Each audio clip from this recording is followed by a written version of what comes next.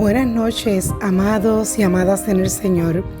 Reciban un fuerte abrazo virtual de su hermana Doris Rivera, quien después de un tiempito en receso, esta noche tengo el privilegio y la bendición de comenzar a compartir la palabra del Señor en las clases de modo virtual en nuestra escuela bíblica. Hoy iniciaremos una unidad de la guía del discípulo con un tema sumamente interesante de mucha actualidad y pertinencia ante los eventos que estamos viviendo en lo personal, en la familia, en las comunidades, en nuestro país y a nivel mundial. Esta clase realmente es una clase muy edificante y comenzaremos presentándonos al Señor en oración. Padre, te agradecemos porque reconocemos que tú has sido, eres y serás bueno en gran manera. Gracias, Señor, por el sustento. Gracias por la provisión y la protección que tú has tenido para cada uno de nosotros. Tu cuidado hacia nuestras vidas, Señor amado, día a día podemos testificarlo de que has estado ahí, enfrentando crisis junto con cada uno de nosotros, dándonos la mano, oh Señor amado, y también la palabra, el consejo y la exhortación a través de la misma. Esperamos que en esta noche, Señor, tú me utilices como un instrumento de tu gracia para llevar un mensaje, Señor amado, a cada uno de los hermanos y hermanas que a la distancia estarán escuchando y viendo esta clase bíblica. Bendice, Señor, a todos los que hacen que esto sea posible y dirígenos. Te agradecemos, Señor, y nos encomendamos a ti en el nombre poderoso de Jesús. Amén, amén, amados. Esta primera unidad tiene como tema manejo de crisis. Y en las últimas décadas esta palabra ha resonado bastante fuerte y especialmente del 2017 para acá podemos decir que ha tomado una pertinencia en nuestras vidas que podríamos, como dice el refrán, ¿verdad? Lo hemos vivido en carne propia. Esta primera lección tiene un tema en forma de pregunta. ¿En qué consiste una crisis? Si cada uno de nosotros fuera a dar nuestra propia definición o versión de lo que es la crisis, necesitaríamos varias semanas quizás para poder terminar y concluir, y a lo mejor ni terminaríamos de explicar lo que son crisis. Estará basada en 1 Samuel 17, versículos del 1 al 10, la historia de David y Goliat. El texto áureo es 1 Samuel 17:4, que dice: Salió entonces del campamento de los filisteos un paladín, el cual se llamaba Goliat de Gat, y tenía de altura 6 codos y 1 palmo, o sea, que era un gigante. Los objetivos de esta lección son orientar al educando de lo que significa una crisis, para no errar, para no cometer errores en la forma como las enfrentemos, que no considere las mismas como innecesarias e inmerecidas, ya que de ellas, al poder superarlas, se ha tenido una mejor visión de eventos en la vida, o sea, podemos aprender, tener una enseñanza que nos ayude en la vida. Ilustrar mediante la historia de David y Goliat cómo podemos enfrentar situaciones difíciles que nos dan la impresión de ser como gigantes. Comencemos definiendo un poquito más lo que es el concepto crisis. Una crisis es un estado temporal de trastorno y desorganización, caracterizado básicamente por una incapacidad de la persona para manejar emocional y conceptualmente situaciones particulares, especialmente las difíciles. el individuo enfrenta un problema ante el cual sus recursos de adaptación, casi como sus mecanismos de defensa usuales, no funcionan. O sea, en otras palabras, que lo que tradicionalmente la persona hace para resolver sus problemas en momentos de crisis no les funciona. Y eso pues puede provocar en ellos una mayor crisis. Introducción.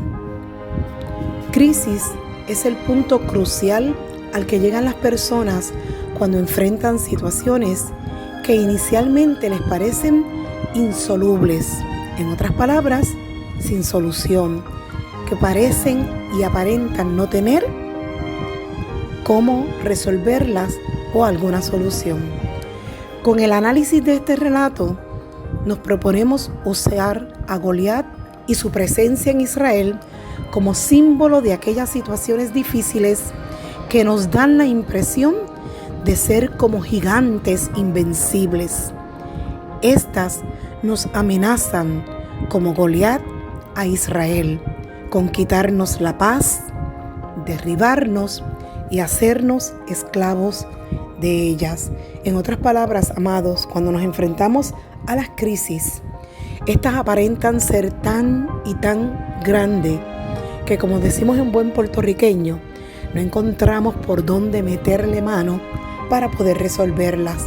Y eso nos quita la paz, nos quita el sueño, en algunos casos nos quita el apetito y nos va deteriorando física, mental, emocional y espiritualmente. Nos sentimos vencidos, derribados y en ocasiones esclavos de estas crisis. En esta y en las próximas lecciones dejaremos ver claro que el elemento esencial para enfrentar y superar una crisis son las raíces espirituales que hemos desarrollado en tiempos precedentes a la misma. O sea, hermanos, esas raíces que hemos estado desarrollando en lectura, estudio de la palabra, en ayuno, en oración, en consejería, antes de enfrentarnos a la crisis.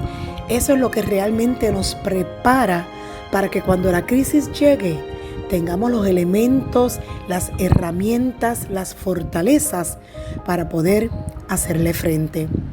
Las crisis no se esperan para que cuando estemos luchando contra ellas, entonces echemos raíces para superarlas.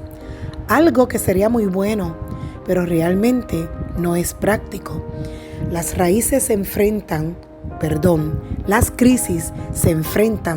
con raíces que ya hemos echado en tiempos antes de que sucedan. Son parte de la experiencia vital de las personas. Aquí podríamos injertar una comparativa con lo que hacen los árboles y las palmas, ¿verdad? En el momento de los vientos huracanados que se jamaquean de lado a lado, pero esas raíces profundas y firmes no permiten que sean derribados.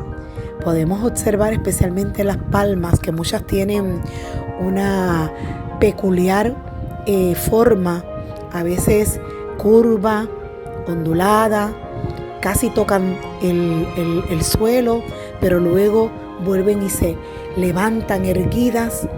O sea, eso les ayuda a que cuando vienen esos vientos de tormenta, ellas puedan, que aunque se jamaqueen de lado a lado, mantenerse firmes. ¿Por qué?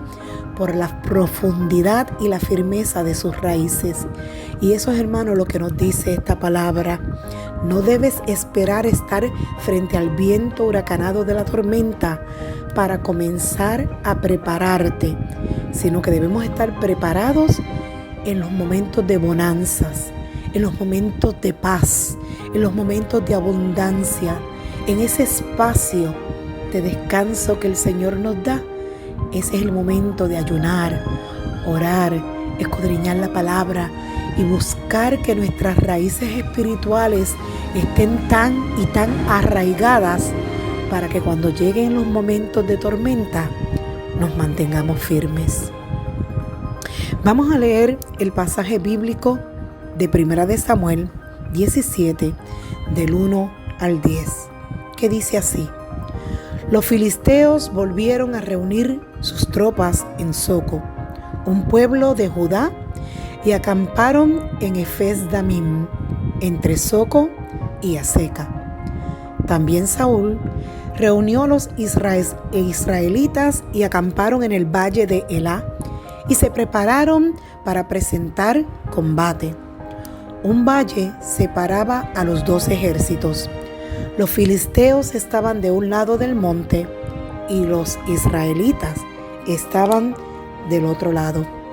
De las filas del ejército filisteo salió un guerrero llamado Goliat, que era de Gat, el cual medía unos 3 metros de altura.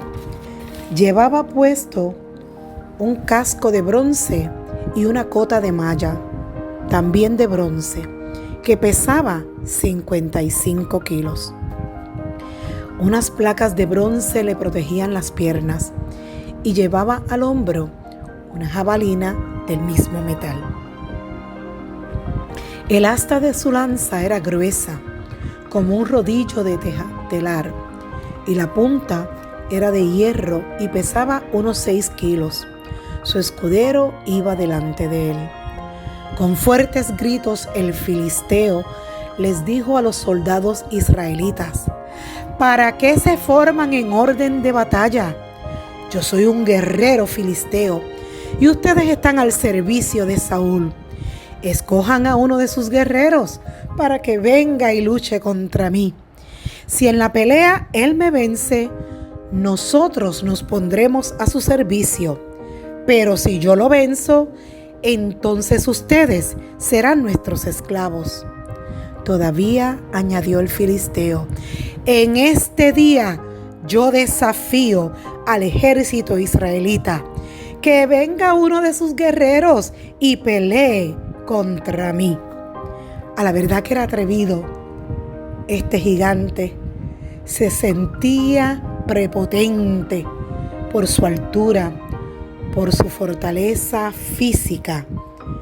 Pensaba que se estaba metiendo simplemente con el ejército de Israel, mas no sabía a quién realmente estaba desafiando. Y en esta lámina podemos observar David y Goliat, la diferencia en estatura, en musculatura, incluso en la vestimenta de guerrero, y David vestido como un pastor, pequeño, sencillo y humilde, y probablemente por eso Goliat lo menospreció, lo tuvo en poco, que era para él insignificante, pero no sabía que la defensa de David no era en su fuerza física, no era en su musculatura, en su estatura, no, era en el Dios de Israel. Su fuerza venía de su relación íntima, personal con el Dios de Israel.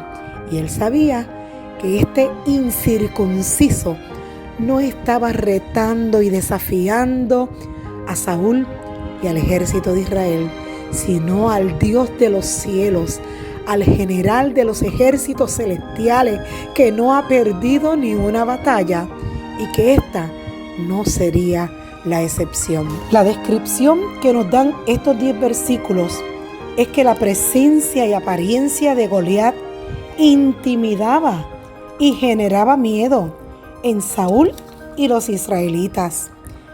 Esto se denota cuando David decide luchar contra él, que ni sus hermanos ni el rey Saúl creían que él podía hacerle frente a Goliat, y hasta cierto punto trataron de impedirlo. Como el casco de Goliat, cuya presencia impresionaba, muchas veces los problemas que suelen ocurrir cuando no se esperan o no se está preparado para recibirlos, también nos impresionan. Al no estar preparados para recibir crisis, muchos nos sentimos vulnerables ante estas. Pero si leemos el Salmo 137, el lector se percata que por las expresiones y actitudes de los cautivos, estos no estaban tampoco preparados para las crisis que enfrentaban. Si leemos Ezequiel 1:1, nos daremos cuenta cómo Ezequiel sí estaba preparado entre ellos y tuvo una visión diferente de las crisis por las cuales él y su pueblo estaban pasando. Las crisis, como Goliat, retan a quienes las tienen que enfrentar. La palabra de Goliat en el versículo 9 de este pasaje revela claramente el fruto que podría generarse dependiendo de cómo enfrentemos la crisis. No nos podemos enseñorear de ellas, eliminando sus efectos negativos, destacando lo positivo, o nos dejamos vencer huyendo de los retos y obstáculos para que éstas nos presentan para vivir atados, mirando a las metas que no alcanzamos. Así que estos obstáculos, como gringolas, muchas veces hacen que abandonemos nuestro sueño, abandonemos nuestras metas porque nos sentimos impotentes ante la crisis que no podemos superar porque las vemos como gigantes. Para determinar si se puede o no luchar contra una crisis, hay que mirarla como David miró a Goliat y no como Saúl y el ejército de Israel que temblaban ante Goliat. Se puede enfrentar y luchar contra ellas si destacamos más en nosotros la unción y la presencia de Dios que la apariencia del problema. Observemos esta lámina donde este joven está mirando su barca que se está hundiendo. Todos los papeles, todos los planes, todo lo que tenía organizado se ha ido en el mar y él se siente sumergido en las crisis. Cuando nos sentimos que estamos inmersos en una situación de crisis, experimentamos cambios fisiológicos que nos hacen sentir diferentes, impotentes. Existe un sinnúmero de síntomas relacionados con este estado, como por ejemplo, no poder respirar bien, sudor en las manos o en la frente, fuertes dolores en el pecho, dolores de espalda, problemas de apetito, problemas de estómago, problemas de sueño, y así podríamos seguir enumerando. Algunas veces relacionados al estrés, pero no necesariamente van unidos a este.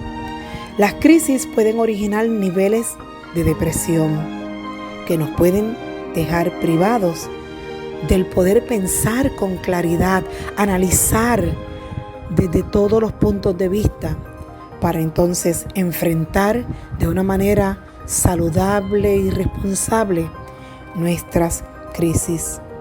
En este punto, quiero narrarles brevemente la historia de un par de hermanos que, siendo hermanos y viviendo juntos en dos granjas, uno al lado del otro, por muchos años estuvieron unidos, trabajaron juntos y vivían en armonía y en paz, como debe ser. Sin embargo, un malentendido entre ellos creó un muro de un conflicto tan y tan grande que el hermano menor decidió desviar un riachuelo para dividir ambas granjas y que ni uno pudiera pasar a la granja del otro. Al paso del tiempo, después de haberse insultado, después de haber tenido enfrentamientos y haberse distanciado especialmente en el aspecto emocional como hermanos y luego en el aspecto físico, cuando el hermano menor interpone, ¿verdad?, ese riachuelo entre las dos granjas.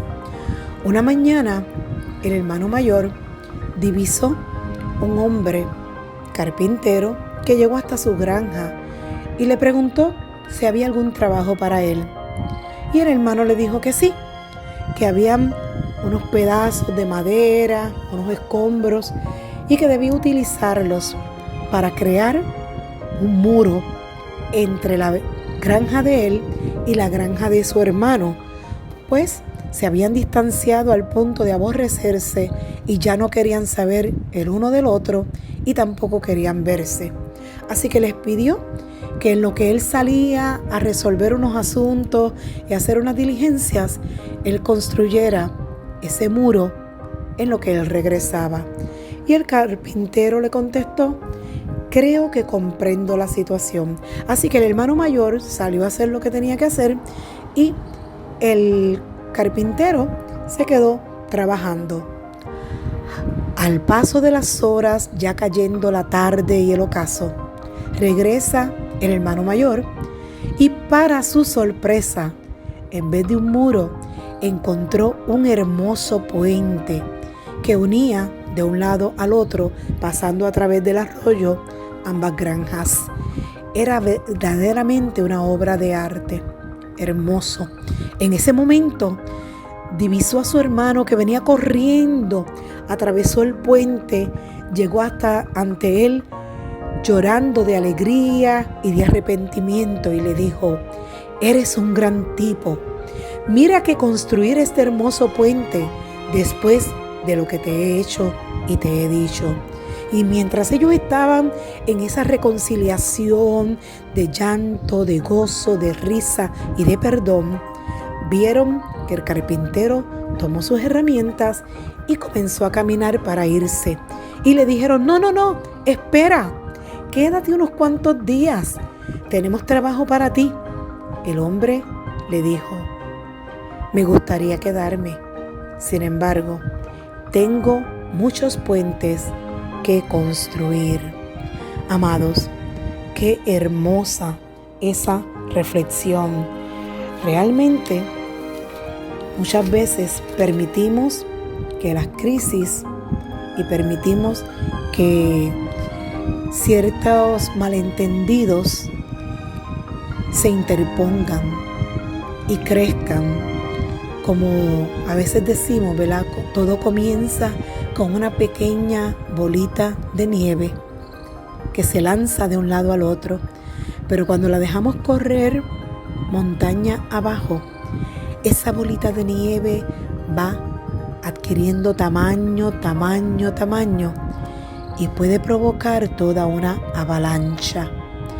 No permitamos, amados, de ninguna manera le demos lugar al enemigo, para que en estos tiempos en que la iglesia y el pueblo del Señor debe estar bien unido, por malos entendidos y por situaciones que se podrían subsanar conforme a la palabra del Señor, cuando nos dice: si llevas tu ofrenda al altar y te acuerdas que tu hermano tiene algo contra ti, deja allí tu ofrenda. Ve, reconcíliate con tu hermano, haz las paces con tu hermano y luego ven y preséntate ante el Señor. Que no se repita en nuestros tiempos y en nuestras vidas la situación de Caín y de Abel, donde uno asesinó al otro. Amados, y hay muchas formas de asesinar. No tiene que ser literalmente que levantemos nuestra mano para asesinar a nuestro hermano. A veces nos asesinamos con la palabra insultante, hiriente, ofensiva. En otras ocasiones con la indiferencia, con el hablar mal del hermano. Oh, amados, seamos astutos, como nos dice la palabra, astutos como la serpiente. Entendamos que el enemigo está tirando con todo lo que tiene, porque sabe que no le queda mucho tiempo.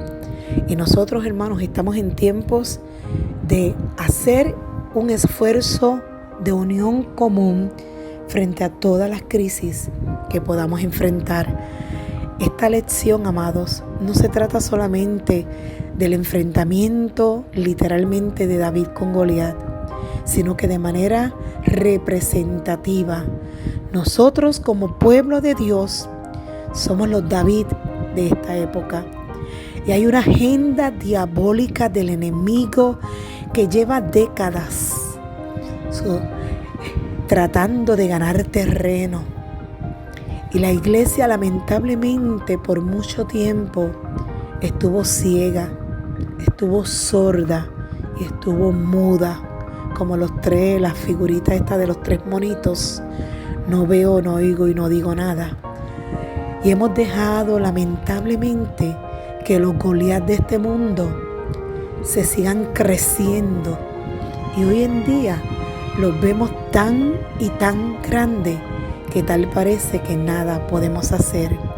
Y hasta cierto punto tenemos razón, porque ni tú ni yo en nuestra humanidad, en nuestra carnalidad y mucho menos como llaneros solitarios vamos a poder enfrentarnos a estos Goliat de este mundo, pero unidos como parte del ejército de Dios, donde Él como capitán, como general va al frente de la batalla y junto con su ejército celestial pelea junto a nosotros.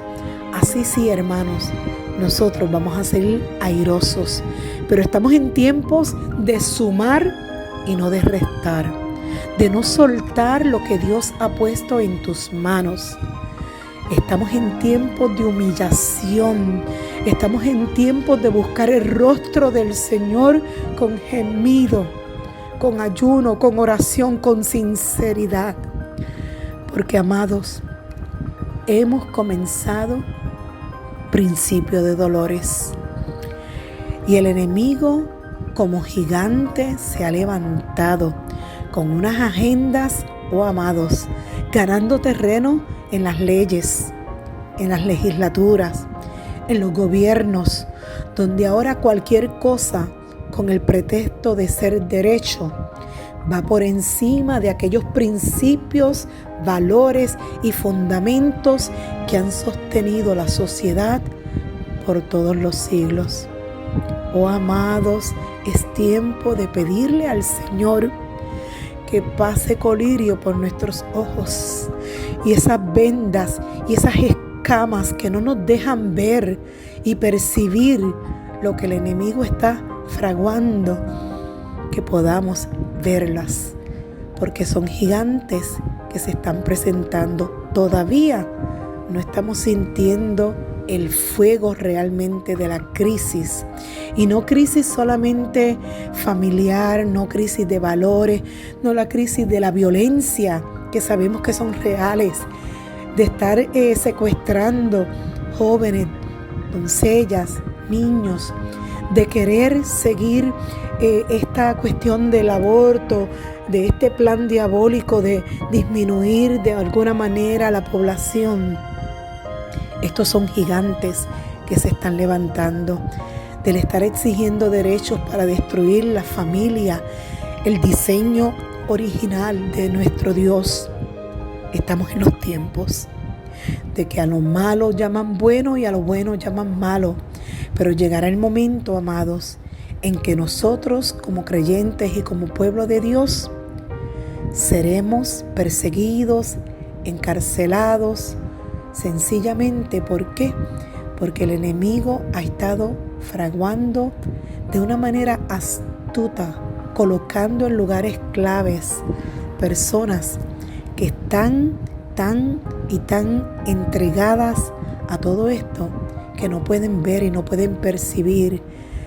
Como dice la Escritura, el Señor los ha entregado a que ellos tengan, ¿verdad?, estén cegados y no puedan ver, y no puedan entender, incluso cambiando el uso natural en la sexualidad de sus mujeres. Se han encendido en sus propias pasiones y en sus lascivias, porque como en los tiempos de Noé, en los tiempos de Sodoma, de Gomorra, en esos tiempos así será la venida del Señor. Así que, amados, nos toca concluir. Una crisis puede abrirle una puerta a una persona a una familia, a una nación, para diferentes logros, según sea su necesidad. A José le abrió las puertas para salvar a su raza y a la egipcia. Muchos otros ejemplos bíblicos, como el de los jóvenes hebreos, Daniel, que propusieron no contaminarse y estos fueron honrados. Agar, la viuda que la vasija de aceite no menguó. En los tiempos mismos de Jesús, donde el Señor permitió que muchos pudieran seguirle y pudieran reconocerle como el Mesías prometido.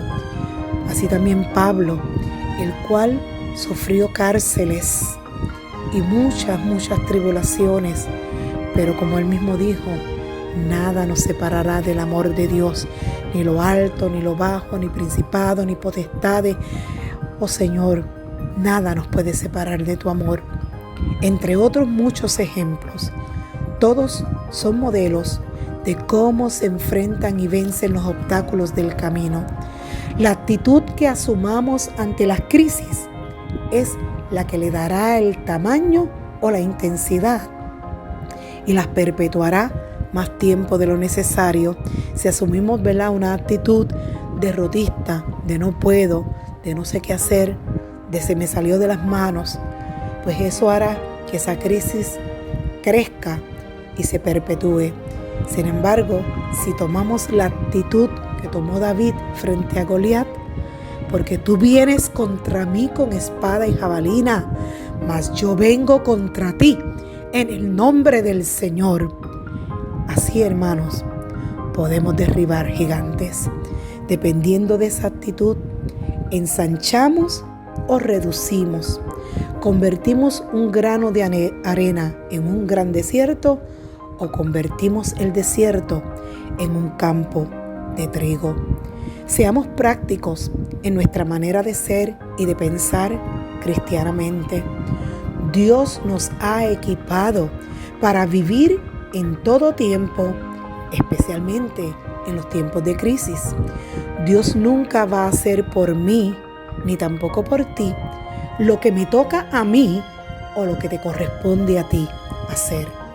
Cuando quiere que se produzcan cambios positivos, le ordena aún a sus líderes que se levanten y se han dejado caer. Si es que se han dejado caer, levántate, sacúdete, quítate el polvo, come, bebe, porque largo camino te resta. O como le dijo a Josué, mira que te mando que te esfuerces y seas valiente. Esto lo deben tener claro todos los que adoramos a Dios.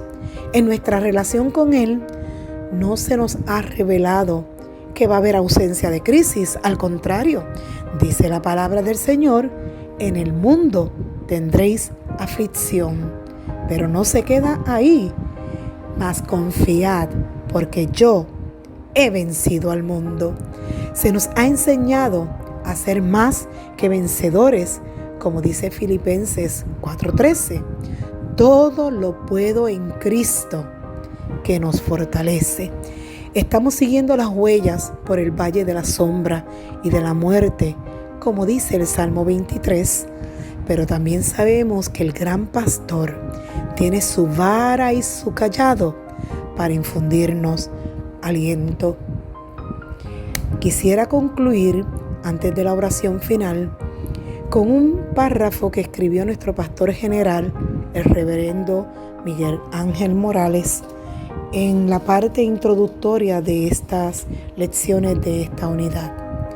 Las crisis son oportunidades para que brille la esperanza y florezca por medio de la fe, que es en Cristo Jesús. Nuestra fidelidad como respuesta a la fidelidad de Dios.